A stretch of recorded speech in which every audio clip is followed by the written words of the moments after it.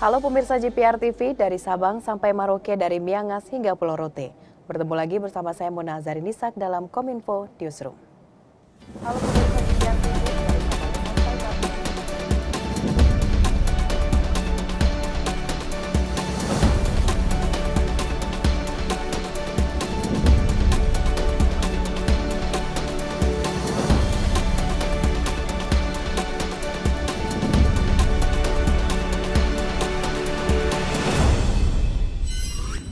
Pemirsa, mengawali informasi pertama, Presiden Joko Widodo menyampaikan kesiapan Indonesia untuk memperkuat kerjasama dengan Korea Selatan. Kerjasama ini bisa dilakukan di bidang kesehatan, transformasi digital, keuangan digital, serta untuk mengatasi disrupsi pada rantai pasokan global. Presiden Jokowi menerima kedatangan Ketua Majelis Nasional Republik Korea, Park Byung-suk, di Bali International Convention Center pada hari Minggu kemarin. Dalam pertemuan itu, Presiden Joko Widodo menyatakan siap memperkuat kerjasama dengan Korea Selatan yang sudah terjalin baik sebelumnya. Kerjasama itu yakni investasi Korea Selatan di industri mobil listrik beserta ekosistem pendukungnya. Lebih lanjut, Presiden menyatakan kesiapan Indonesia bekerja sama dalam berbagai bidang seperti kesehatan, transformasi digital, dan keuangan digital. Tidak lupa Presiden Jokowi juga menyampaikan terima kasih atas dukungan Korea Selatan terhadap 3 isu prioritas presidensi G20 yaitu kesehatan dunia, transisi energi, dan transformasi digital.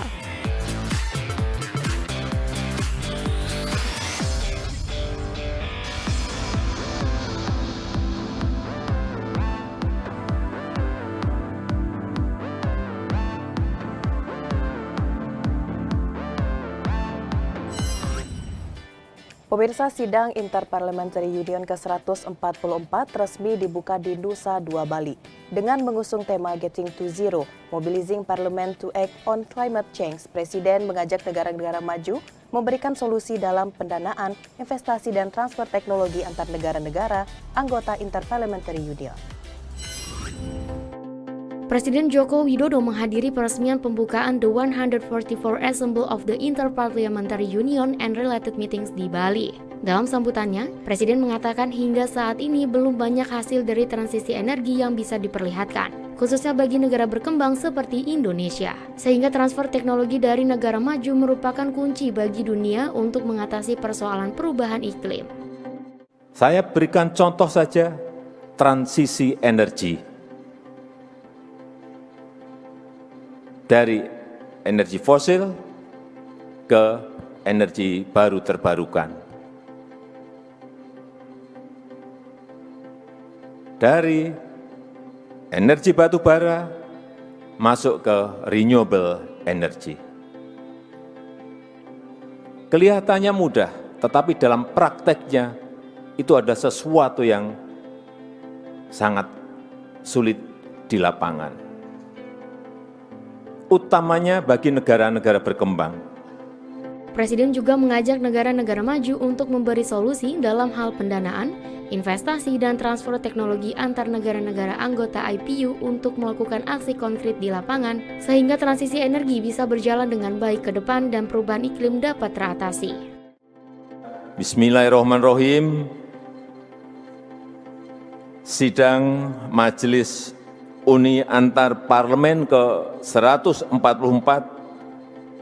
malam hari ini secara resmi saya buka. Terima kasih. Wassalamualaikum warahmatullahi wabarakatuh. Informasi selanjutnya, Kepala Otorita Ibu Kota Nusantara Bambang Susantono menyampaikan bahwa organisasi yang dipimpinnya akan berupaya membuat organisasi yang bergerak dengan lincah dan memiliki tata kelola yang baik. Pihaknya tengah menggodok hal tersebut bersama dengan kementerian dan lembaga terkait. Kepala Otorita Ibu Kota Nusantara Bambang Susantono angkat bicara perihal penyusunan institusi dan badan Otorita IKN. Penyusunan institusi dan tata kelola ini dibentuk agar organisasi IKN bisa bergerak dengan lincah dan memiliki tata kelola yang baik. Kami ingin memastikan juga nanti ada satu bentuk yang benar-benar lincah, namun masih tadi memenuhi kaidah-kaidah tata kelola yang baik, sehingga kita benar-benar memiliki satu institusi yang istilahnya lincah atau agile, tapi dengan governance yang baik. Dan itu juga nanti akan tergambar dari organisasi yang sekarang sedang dibicarakan dengan kementerian lembaga terkait. Bambang berharap organisasi yang dipimpinnya tidak hanya otorita IKN sebagai penyelenggara pemerintahan sekaligus sebagai regulator, namun juga ada badan usaha yang akan mengurusi pelaksanaan pembangunan dan menarik investor. Oleh karena itu, pihaknya tengah menggodok hal tersebut bersama kementerian lembaga terkait sebagai upaya menunjukkan kredibilitas satu government yang baik. Nah, kalau di dunia ini kan kita tahu ada environment untuk masalah-masalah lingkungan hidup, sosial untuk masalah-masalah sosial, dan governance, masalah tata kelola. Nah, ESG ini merupakan salah satu mantra sekarang yang harus dipenuhi apabila kita ingin mengsertakan elemen-elemen dari masyarakat, investor, dan swasta. Lebih lanjut, Bambang mengungkapkan setelah koordinasi dengan Kejaksaan Agung, Badan Otorita IKN juga akan bertemu dengan Komisi Pemberantasan Korupsi untuk mendampingi dan mengawal dalam pembangunan IKN. Nah, itu sudah kami lakukan kemarin ya Pak Doni ya, kita berdua sudah berkoordinasi dan konsultasi dengan Kejaksaan, dan kemudian minggu depan kita juga akan ikuti lagi dengan instansi yang lain, diantaranya dengan KPK. Tentu kami ingin dari awal kita dikawal, sehingga trust atau confidence terhadap organisasi IKN ini bisa terbentuk dengan baik.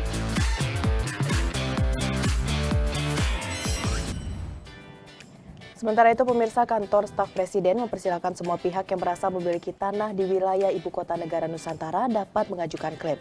Klaim tersebut dapat disampaikan kepada Kanwil Badan Pertanahan Nasional Kaltim dan Kantor Pertahanan Balikpapan.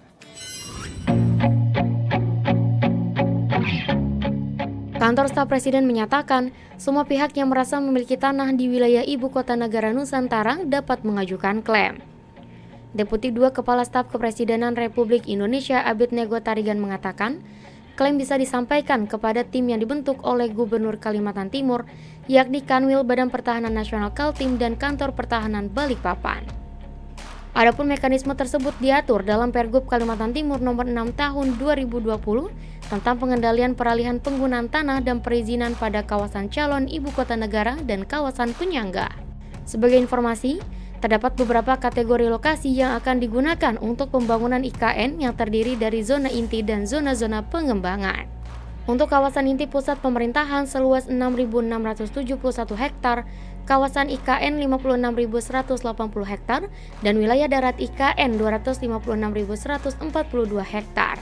Abednego memastikan tidak ada penguasaan tanah pada zona kawasan inti pusat pemerintahan karena merupakan lahan segara kawasan hutan.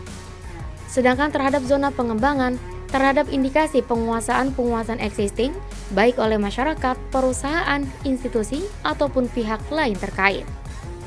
Lebih lanjut, saat ini tim juga menangani beberapa klaim, baik yang datang dari masyarakat adat seperti ahli waris Kesultanan Kutai, maupun klaim dari 14 kelompok tani di lokasi IKN, dan sedang berproses untuk menyusun peraturan pelaksanaan Undang-Undang IKN.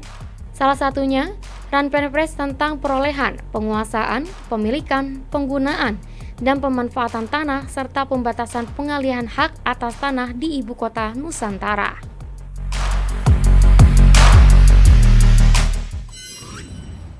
Pemirsa, kita ke informasi selanjutnya. Kementerian Luar Negeri berhasil mengevakuasi 9 orang warga negara Indonesia yang terjebak di kota Chernihiv, Ukraina. Menteri Luar Negeri mengakui proses evakuasi para WNI tersebut berlangsung tidak mudah, sempat berulang kali mengganti skenario dan jalur evakuasi.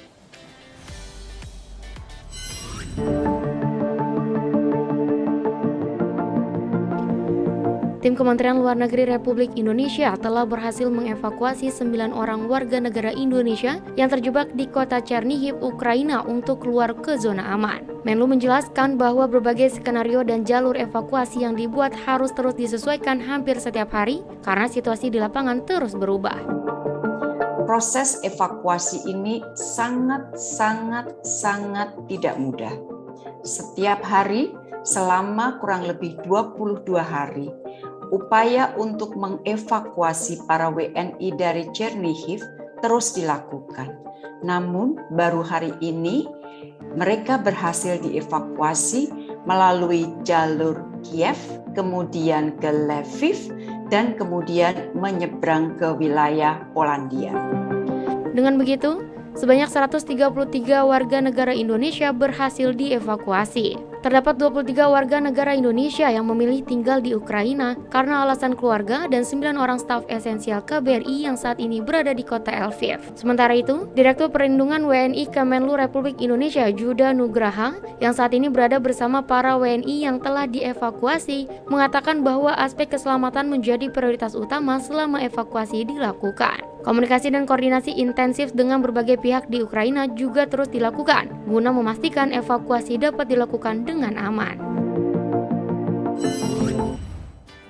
Pemirsa, setelah jeda pariwara kami akan kembali dengan berbagai informasi lainnya. Tetaplah bersama Kominfo Newsroom.